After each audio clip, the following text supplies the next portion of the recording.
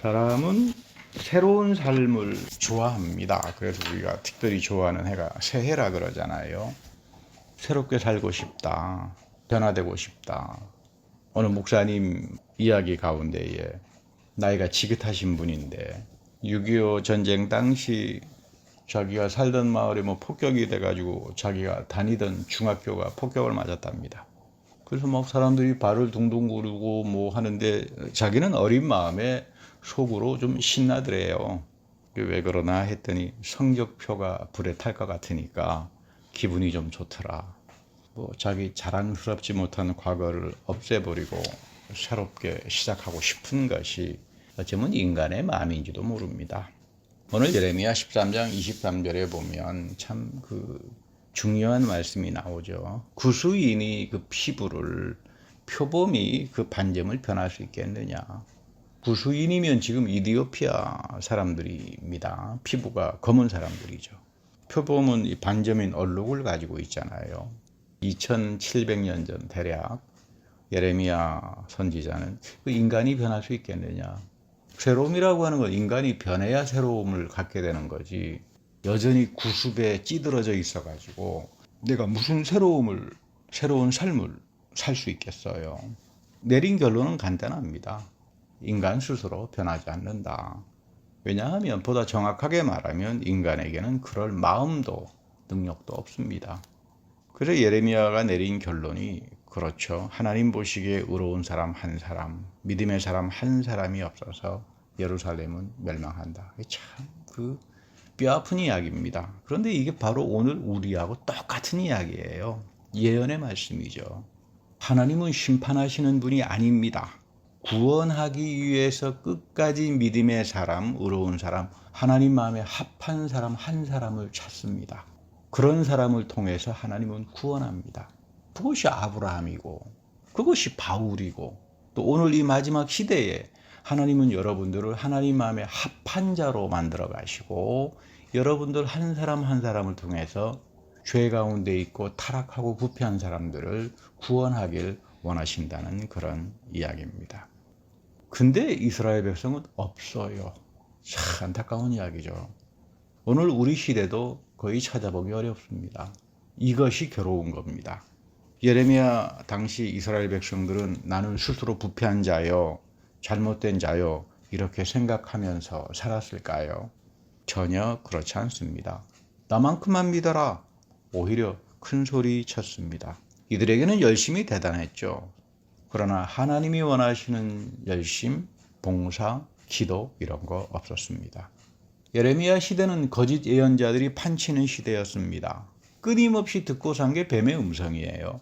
그러니 말씀의 진리나 은혜나 알 수 있겠습니까? 사람이 이 상태가 되면은 나타나는 게 교만해집니다. 그래서 뱀의 음성 듣지 말아야 돼요. 아담과 하와의 가장 큰 죄악은 교만입니다. 이 교만이라고 하는 건 자기가 하나님 행세하고 다 도를 넘어서 버리는 거죠. 내가 좋으면 하나님도 좋은 거야. 이런 겁니다. 그러니까 하나님과 내 사이에 분간이 없어져 버리죠. 이게 교만이에요.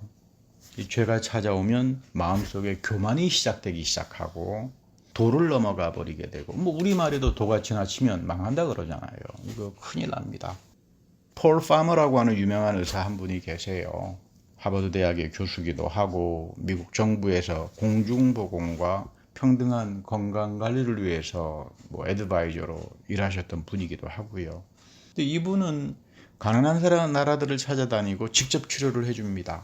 왜냐하면 중간에 사업가들, 비즈니스들 이런 사람들이 끼어들기 시작하면 이윤을 남기기 때문에 아프리카에 에볼라가 팬데믹이 생겼을 때 이분은 자기가 에볼라에 전염될 수 있을지도 모르는 상황에 직접 가서 중간에 이윤을 빼먹는 아주 잘못된 악한 상인들하고 투쟁도 하고 그래서 고생도 참 많이 하신 분입니다. 아니 미국에 가만히 계셔서 하버드 대학에서 가르치고 정부의 대접 잘 받으면서 살아도 넘치시는 분인데 왜 이분은 가난한 나라를 찾아다니면서 가난한 사람들에게 그 생명의 위협도 무릅쓰는 일을 저렇게 하시는가. 자기 명성을 가지고 병원을 개입해도 백만장자로 살 수 있는 분인데 근데 이분의 강연과 책을 읽으면서 참 많은 생각을 하게 됩니다. 이분은 자기를 변화시킨 것은 한 신학자가 쓴 책을 읽으면서부터였다고 합니다. 그 내용을 보니까 그리스도는 자신을 비워서 가난한 분으로 오셨는데, 그리고 죽기까지 십자가에서 하나님께 순종하셨는데, 내가 지금 누리는 부와 혜택으로는 이거 도저히 하나님이 주시는 구원과 영원한 생명 얻을 수가 없겠구나. 충격을 받은 거예요. 그토록 성경을 읽고 기독교의 가정에서 자랐고, 마음이 가난한 자가, 영이 가난한 자가 하늘나라를 차지한다는 말을 수백 번 들었지만, 이것이 정말로 나를 위한 하나님의 음성이라고 하는 걸 깨달은 것은 바로 그때입니다. 내가 얼마나 교만한 자였나, 내가 얼마나 얌체와 같은 사람이었나, 나의 부와 명성을 하나님의 이름으로 정당화했고, 자기가 지금까지 살아왔던 죄를 깨달으면서 이분이 뒤집어집니다. 이것을 우리는 영적 각성이라고 부르고 거듭남이라고 부릅니다. 영이 가난한 이 한 사람을 통해서 하나님은 세계의 질병과 부자 나라의 비즈니스들의 그 팬데믹을 가지고 이권을 노리는 그들의 탐욕을 경고하고 치유하는 데 사용합니다. 저는 이분의 강연을 들으면서 그 마지막 때 참 저런 사람 한 사람을 통해서 하나님께서 신앙의 모범을 이어주는구나. 그 속에서 저는 아브라함의 모습을 보고 바울의 모습을 보고 믿음의 이 선진들의 모습을 이 폴 팔머라고 하는 이분에게서 이제 참 보면서 감동을 받았습니다. 사실 이런 비슷한 체험을 독일에서 진젠도르프라고 하는 백작이 한 적이 있습니다. 오늘 부른 찬송가의 작사기도 합니다만은, 이분은 독일의 백작 출신입니다. 정말 잘 나가는 사람이죠. 하나님의 일도 많이 한다고 그러고 봉사도 많이 한다고 그러고 그렇게 살았습니다. 그러다가 여행하다가 들렸던 조그만 교회 십자가 앞에서 기도하다가 이 엄청난 벼락과 같은 음성을 듣습니다. 나는 너에게 모든 것을 다 주었는데 넌 나에게 무엇을 주고 있느냐. 오늘 우리 불렀던 찬송가에 보면 케노시스라고 하는 말이 되어 있습니다만, 케노시스, 하나님이 너에게 다 주었다. 근데 넌 나에게 뭘 주고 있느냐. 이 음성 듣고 진첸도르프는 뒤집어져 버립니다. 한 게 보니까 아무것도 없어요. 평소에 나는 뭐 하나님을 위해서 뭐 엄청나게 좋은 일을 한다 생각했지만 이게 다 위선이라고 하는 걸 알게 된 겁니다. 이 사람의 영적 각성으로 인해서 독일 교회가 일대 새로움을 경험합니다. 이 진젠도르프의 영향을 가장 많이 받은 사람이 존 웨슬리죠. 나는 하나님 앞에서 무엇을 드리고 있느냐 생각해 보니까 아무것도 없어요. 웨슬리도 그렇습니다. 뭐 엄청나게 내가 하나님을 위해서 봉사한다 뭐 했지만 정작 자기의 죽음의 순간에, 좌절의 순간에 정말로 세상 사람들보다 못한 태도를 갖는 자기 모습을 보면서 엄청난 통곡과 회개를 한 사람이 웨슬리입니다. 새로움이라고 하는 것은, 하나님 앞에서 거듭난다라고 하는 것은 단순한 이야기가 아닙니다. 시편 51편에 보면 다윗의 유명한 참회의 기도가 나오죠. 우슬초로 저를 씻겨주십시오. 그러면 제가 정할 것입니다. 우슬초라고 하는 건 일종의 스펀지와 같은 그 역할을 하는 식물입니다. 유월절에 이 성전의 희생제사로 동물의 피가 이제 뿌려지게 되니까 예배가 끝나면은 놔두면 피가 응고해가지고 닦여지지가 않잖아요. 그래서 당시는 세척제가 발달이 되지 않았으니까 이런 짐승의 응고된 피를 닦으려고 이 우슬초를 사용하면 깨끗이 씻어낼 수 있었습니다. 지금 다윗은 그걸 말합니다. 내 마음이 너무나 더러움으로 응고되어 있습니다. 하나님, 우슬초로 씻겨주십시오. 주님께서 나를 씻겨주어야만 나는 정해지고 변화가 될 겁니다. 죄사함이죠. 내가 하나님으로부터 죄사함을 받지 못하고는 나는 살아갈 수가 없습니다. 우리는 어떻게 하면 과거를 씻어버리고 미래를 향해서 걸어가는 새로운 사람이 될 수 있을까? 성서는 거듭 말합니다. 너가 거듭나지 않으면 그런 삶은 불가능하다. 우리 사회에서도 이런 말 많이 쓰잖아요. 정치가 혼잡하기 때문에 정치가 거듭나야 한다. 교회가 사회의 모범이 되지 않기 때문에 교회가 거듭나야 한다. 심지어 뭐 지난번 자동차 광고에는 우리는 거듭난 자동차를 판매합니다. 뭐 이렇게 문화를 올린 적도 있었다 그래요. 근데 우리가 착각하는 것이 하나 있습니다. 성경에서 말하는 거듭난다는 것은 한 번의 거듭남이 끝나는 걸로 생각합니다. 그래서 뭐 만나면 너 본어게인 크리스찬이냐 이렇게 물어보는데 정말로 성경 잘못 이해한 사람들의 이야기입니다. 어머니 뱃속에 다시 태어난 것처럼 생각합니다. 너 본어게인 크리스찬이냐? 어머니 뱃속에 가서 내가 다시 태어났다? 그런 이야기가 아니죠. 성경이 말하는 거듭남은 너는 말씀과 성령으로 항상 새로워지라는 말입니다. 너는 말씀과 성령으로 시작한 사람이고 그 시작을 예수 그리스도가 했고 너의 삶의 과정과 죽을 때까지 너의 믿음을 시작하고 이끌어가고 완성시키는 분은 살아계신 예수 그리스도밖에 없다. 너 거듭나야 한다.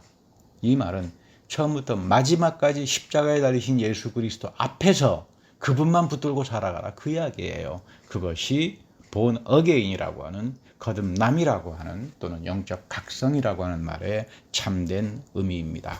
다윗은 말합니다. 하나님이여 나의 속에 정한 마음을 창조해 주시고 내 안에 정직한 영을 새롭게 해 주십시오. 나를 주님 앞에서 내쫓지 마시고 주님의 성령을 거두어 가지 마십시오. 이거 우리가 배워야 하는 기도입니다. 항상 반복해서 여러분들의 기도와 저의 기도 속에 이 기도가 반복이 돼야 합니다. 왜 죄를 짓지 말라 그럴까? 여러분, 죄가 찾아오면, 뱀의 음성을 들으면 당장 우리는 교만해집니다. 그렇게 되면, 교만해지면 하나님은 우리를 내쫓아버립니다. 주님께서 성령을 거두어 가버리기 때문에 말씀이 들려옵니까? 하나님의 생각이 나에게 들어옵니까? 다 막혀버리는 거죠. 하나님께서 내 안에 정한 마음을 창조해 주시고 정직한 영을 새롭게 해달라고 끊임없이 기도하는 사람에게 하나님의 은사가, 하나님의 능력이 공급되지, 교만한 마음을 가진 사람들에게, 다 끊어져 버린 사람에게 뭐가 나타나겠어요? 좌절과, 결국 이 영이 가난한 사람들과 더불어 하나님은 이 재앙의 날에 나의 미래를, 그리고 나의 삶을 복되게 논의해 주시고 인도하신다. 그런 말을 시편에서 합니다. 하나님께서 논의해 주신다. 그런 말이 나오는데 다른 말이 아니죠. 하나님의 영이, 성령이 있는 사람에게 하나님은 음성을 들려주신다, 그 말입니다. 그 음성을 우리는 하나님 말씀에서 듣기 시작하는 겁니다. 아이 목사님, 나는 지금까지 한 번도 하나님 음성 들어본 적 없는데요. 그러면 그분은 아직 거듭난 사람이 아니고 그 마음에 성령이 있는 사람이 아닙니다. 나는 왜 믿음에서 실족하고 어려운 일이 다가오면 쉽게 좌절하는가? 간단합니다. 나는 나의 믿음을 믿었습니다. 나의 경험을 믿었습니다. 나의 교만을, 나의 약삭 발음을 믿어서 실패하는 겁니다. 하나님은 두고두고 우리가 소중하게 여겨야 되는 게, 성경은 우리에게 말하기를 하나님은 나와 다른 분이에요. 하나님은 우리와 다른 분이다. 내 생각과 마음대로 하나님이 움직여 주신다면 얼마나 좋겠습니까? 그렇지 않습니다. 절대로 내 뜻과 내 생각대로 하나님 움직여 주지 않습니다. 하나님이 나에게 만나자는 약속의 장소가 있습니다. 거기에서만 우리는 하나님을 체험하고 하나님의 음성을 듣고 하나님이 나에게 원하는 길이 있습니다. 그건 좁은 길입니다. 세상에서 다 가는 바벨론주의적인 세속화된 그런 길을 하나님은 원하지 않습니다. 그런 길을 자기 멋대로 다니면서 나는 하나님을 왜 나에게 역사를 하지 않느냐, 나는 왜 하나님이 나에게 음성을 들려주지 않느냐, 그래 봐야 그거 다 의미가 없는 거죠. 나는 믿음이 좋다고 하다가 어려운 일이 다가올 때 다 넘어지고 맙니다. 지금 나는 어디서부터 하나님으로부터 떨어져 있는가? 여러분, 이것이 회개의 시작이죠. 난 어디서부터 잘못되었나?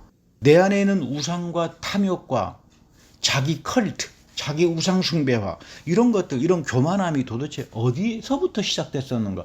이거 끊임없이 생각하고 살아가는 것이, 말씀 앞에서 거울처럼 자기를 비춰보는 이 사람을 통해서 하나님은 오늘도 음성을 들려주시고 새롭게 하고 영적 각성을 일으키게 하신다는 그런 이야기입니다.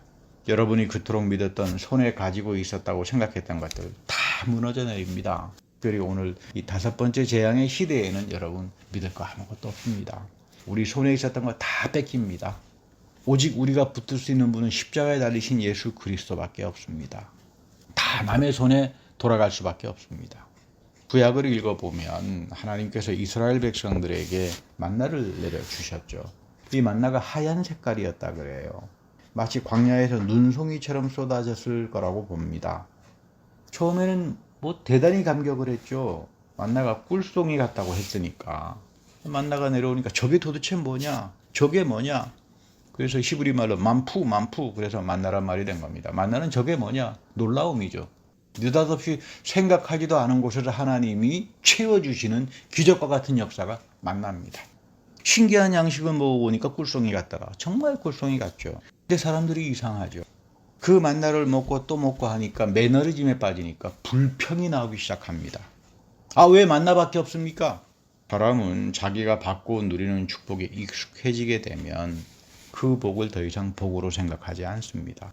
자기가 받는 축복을 망각해버립니다. 그래서 교만한 마음이 쓱 들어오기 시작하죠. 그리고 하나님 자리를 던져버리고 자기 멋대로 하기 시작합니다. 하나님께서 가장 싫어합니다. 이렇게 되면 사람이 정신이 온전하지 못하니까 하나님 앞에 감사도 하지 못하고 일절 은혜도 받지 못하고 말씀도 들려오지 않습니다. 이스라엘 백성들은 처음에 만나밖에 없습니다. 하다가 나중에는 아우 이 박힌 식물이 싫다. 하나님이 주시는 축복이 싫대요. 걷어차버립니다. 그래서 하나님께서 불뱀을 보내가지고 이스라엘 백성을 물게 했습니다. 물리니까 백약이 무효죠. 그 다시 모세에게 와서 살려주십시오. 애걸복걸하니까 하나님이 모세에게 장대 끝에 놋뱀을 매달아라. 장대 끝에 달린 놋뱀을 쳐다보는 사람은 살 것이다. 이때 사람들의 반응이 어떻을까요? 장대 끝에 놋뱀 웃기는 소리하고 자빠져있네 이랬을 겁니다. 웃기는군. 이거 무슨 장대 끝에 놋뱀을 본다고 내 병이 낫는가? 그러지 않았겠습니까? 오늘도 마찬가지 않겠습니까? 웃기는 소리 하지 마라. 그런데 누군가가 매우 단순하게 순종하는 마음을 가진 사람이 있었을 겁니다. 믿는 마음으로 모세가 높이 쳐든 그 뱀을 쳐다봤을 때 자기 자신이 치유가 되는 것을 경험합니다. 우리 기독교인들은 뱀에 대해서 대단히 기분 나쁘게 생각하죠. 에덴 동산에서 아담과 하와를 유혹한 동물이 뱀이고 사탄의 상징으로 나오는 것이 뱀이기 때문입니다. 그런데 십자가는 이 악한 뱀의 권세를 잊어버리고 새로운 생명을 주시는 하나님의 능력인데 이것은 순종밖에 없어요. 예수 그리스도의 십자가에 나타난 하나님 말씀 앞에 순종하지 않고서는 치유도 그 모든 자기 삶에서의 재앙도 벗어나지 못합니다. 십자가란 너의 마음속에 있는 뱀을 말씀과 성령을 통해 죽여라 그 뜻을 가지고 있어요. 너가 뱀의 음성을 듣고 살아가는 한, 너가 세상의 바벨론주의적인 가치에 찌들어 가지고 살아가는 한, 그래서 너가 스스로를 우상 숭배하고 살아가는 한, 너에게는 아담과 하와에게 주었던 교만과 타락밖에 없다. 그 이야기입니다. 오늘 요한복음 3장 14절 15절 보면 예수님께서 이 본문 말씀을 인용하죠. 모세가 광야에서 뱀을 든 것 같이 인자도 들려야 한다. 그 이유는 예수님을 믿는 자마다 영생을 얻게 하려고 하는 것이다. 오직 예수 그리스도를 바라보는 자만이 나의 죄의 문제를 해결하고 3대째 저주로부터 해방을 당하고 하나님의 생명을 얻는다는 말입니다. 그러니까 여러분 신앙생활에서 가장 중요한 것은 죄사함이에요. 내 죄사함이 지금 어떻게 되고 있나를 모르면서 난 구원받았다. 그건 어떤 분이 와서 목사님 구원 말씀하길래 당신은 죄사함을 어떻게 받죠? 몰라요. 그러면서 구원받았다고 합니까? 성경 구구절절 이야기하는 게 죄사함입니다. 아무도 내 자신의 죄를 사하지 못합니다. 사람들로부터 숨길 수는 있습니다. 하나님은 속이지 못합니다. 자기가 했던 말들을 바꾸면서 거짓말은 할 수 있습니다. 그러나 하나님은 중심을 보시기 때문에 하나님 앞에 그것이 백효가 무효입니다. 나의 문제를 해결하고 몸부림을 쳐보기도 하고 산에 올라가서 입상수도 해보고 돌을 닦아봐도 자기 죄 씻지 못합니다. 자기 인생이 새로워지지도 않습니다. 흔히 나쁜 짓 하다가 개과천선하면 손을 씻었다 이런 말을 쓰는데 손을 씻었다는 사람 조사해 보니까 거의 다 과거의 잘못된 삶에서 헤어나오질 못한다라고 하는 보고가 나와요. 이거 의사들의 이야기입니다. 3대째까지 저주에 각인이 됐다라고 하는 말이 단순한 말이 아니에요. 무슨 신화론적인 이야기가 아니라 우리 유전을 통해서 다 각인되잖아요. 유전공학을 통해서 쏙쏙듯이 이 조상들의 죄들이 다 내 유전 속에 들어와가지고 내가 어떻게 해볼 도리가 없구나. 이건 자연과학자들의 이야기입니다. 내가 세상에 나가 선행을 많이 하면, 교회 봉사를 하면 나의 죄가 없어질까? 되지 않는다가 성경의 대답입니다. 나의 죄는 예수의 십자가 앞에서 나의 죽음을 경험하지 않고는 해결이 되지 않습니다. 이 나의 죽음은 여러분들이 세례를 받으면서부터 시작해서 죽을 때까지 이어지는 겁니다. 이런 사람을 가리켜서 본어게인 기독교인이다. 영적 각성이 된 사람이다. 또는 거듭난 사람이다라고 말을 합니다. 이런 체험이 새로움의 체험이 되는 거죠. 그러나 이러한 영적 각성이 없는 사람에게 죄는 끊임없이 이어질 거고 그 귀결과 저주는 내 삶을 완전히 지배할 거고 내 후손들에게 내 자녀들에게 이어질 거고 내가 무슨 수로 이런 죄를 이길 수가 있습니까? 내가 저지른 죄로 인해서 처벌받는다면 이해라도 하지만 내가 내 자녀에게 죄도 없는 애들에게 이어지고 나로 인해서 주어진다면 이걸 어떻게 보상하고 해결하겠습니까? 성경은 지금 이런 이야기를 하는 겁니다. 죄 우습게 보지 말라 그 말이에요. 유튜브를 봤더니 알아주는 지성인이 나와서 자기는 기독교인이 되었지만 성경에 마음에 안 드는 게 있다. 그 왜 죄에 대한 이야기가 너무 많으냐? 인간은 너무나 훌륭하고 아름답고 너무나 좋은 존재인데 그 인간을 억압하기 위해서 죄를 강조하는 것이 아니냐? 죄와 허물을 말하지 맙시다. 뭐 그랬더니 거기 모였던 사람들이 박수치면서 아멘해요. 과연 그럴까? 저는 속으로 그랬습니다. 저 지성인이 과연 기독교인일까? 저 사람에게 지금 영적 죽음이라고 하는 영적 각성이라고 하는 게 지금 있나? 믿음을 통한 의로움이라고 하는 게 지금 저 사람에게 있는 걸까? 전 의심했습니다. 인간의 탐욕과 자존심, 하나님을 나의 마음에 두기 싫어하는 교만이 오늘의 인간의 문명을 이토록 처참하게 만들었습니다. 바이러스가 한 번 돌면 금방 무너져 버리는 것이 우리가 그토록 믿고 의지했던 과학이요, 문명이요, 삶들이었습니다. 인간은 죄를 모르면 도덕을 상실하게 되고 짐승처럼 되어버리고 말아요. 우리 요한계시록에 바벨론의 심판이 나오죠. 계시록은 100년도에 세워졌습니다. 바벨론은 500년 이전에 존재했던 강대국이었죠. 그런데 계시록에서는 로마를 바벨론으로 부릅니다. 그리고 마지막 세상이 끝나는 시대에 바벨론이 다시 나타날 거다. 모든 교회가 바벨론의 문화에 취하며 살다가 참혹한 버림을 당한다. 이거 경고하는 겁니다. 바벨론의 길로 가지 마라. 너희는 예수 그리스도가 보여주신 좁은 길, 십자가의 길로 걸어가라. 바벨론의 길 속에는 세상의 화려함이 있고 돈이 있고 권력과 안락함이 있지만 결국 짐승들이 가는 길이고 멸망으로 끝나는 길이다. 이거 명심하라 그 말입니다. 계시록 9장 4절에 보면 하나님의 인치심을 받지 못한 자들이 받는 5번째 심판이 나타나죠. 계시록에서 가장 중요한 게 이 5번째 심판이에요. 5번째 심판을 통해서 터닝이 됩니다. 무저갱이 열리는 심판이죠. 전염병으로 사상의 미혹의 연기로 수많은 사람들이 고통을 당하고 죽어가는 우리 시대를 말합니다. 그리고 17장 5절에 보면 이마에 바벨론이라는 이름을 가진 짐승이 나타납니다. 8절에 가서 보면 바벨론이라는 짐승은 무저갱으로부터 올라와 결국 망하는 길로 가는 짐승이다 이렇게 말합니다. 9장과 4절에 나오는 5번째 심판을 부연 설명해 주고 있는 거죠. 생명책에 기록되지 않은 사람들이 이러한 바벨론에 출현할 때 놀라 자빠질 것이다. 다 거기에 미혹당할 것이다. 경이로움을 가지고 쫓아갈 것이다. 그런 말이죠. 사도요한 시대의 바벨론은 로마를 통해서 역사했습니다. 로마의 강대함, 강국, 문화, 타락한 그런 어떤 권력들. 그러나 마지막 5번째 다시 나타나서 생명책에 기록되지 않은 사람들은 다 미혹할 겁니다. 마지막 때 바벨론은 다시 우리에게 지금 나타난다고 말을 합니다. 생명책에 기록됐다는 말은 다니엘의 18권 표현이죠. 다른 말로 말하면 하나님의 어린 양의 보혈로 인치심을 받은 사람들이 생명책에 기록된 사람들이에요. 나를 인쳐주시는 것은 말씀과 성령 그리고 신령과 진정으로 하늘의 예배에 잇대어 죄사함의 예배를 사모하는 이 예배밖에 없습니다. 사도행전에 기록된 것은 예수 믿는 사람들의 변화를 말하죠. 성령의 힘이 인간을 변화시킬 수 있습니다. 하루에 3,000명씩 예수를 믿겠다는 새로운 신자가 늘어납니다. 이들에게는 하나님 말씀대로 열심히 살려고 했다라고 하는데 여기 보면 열심이라고 하는 말을 보면 enthusiasm, 이 헬라어 표현에는 하나님이 내 속에 있다 이겁니다. 여러분 열심이 뭘까요? 내가 혼자 자기 열심 가지고 돌아다니고 봉사하고 뭐 소리 지르고 뭐 이게 열심일까요? 성경에서는 그거 열심이라고 말 안 합니다. 성경에서 말하는 열심, 하나님이 사랑하는 열심은 너 안에 하나님이 있느냐 그겁니다. 하나님이 내 속에 있다. 나의 인간적인 열심이 이전에 하나님이 성령의 내 안에 계시고 나를 사로잡고 나를 쳐서 복종시키고 나를 죽여나갈 때 나는 비로소 하나님에 대한 열심을 가지고 영적 각성을 가지기 시작하고 새로운 삶으로 가게 될 겁니다.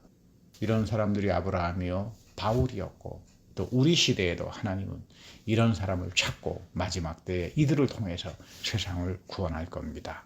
여러분들이 이런 축복에 거하는 여러분들이 되기를 간절히 바랍니다. 다 같이 기도하겠습니다. 하나님, 우리의 착각과 미몽에서 깨나게 하시고 하나님이 사랑하고 하나님 마음에 합한 열심을 허락하여 주옵소서. 이 마지막 재앙의 시대에 죄사함을 가지고 살아간다라고 하는 것이 얼마나 놀라운 축복이요. 예배를 통하여 하나님이 베풀어 주시는 이 만나의 죄사함을 함부로 여기지 않게 하여 주옵소서. 주께서 우리를 영적인 가난한 사람으로 만들어가고 내 믿음의 출발에서부터 마지막까지 예수 그리스도가 시작하며 완성한다라고 하는 그 순종의 마음을 가지고 살 수 있게 하여 주옵소서.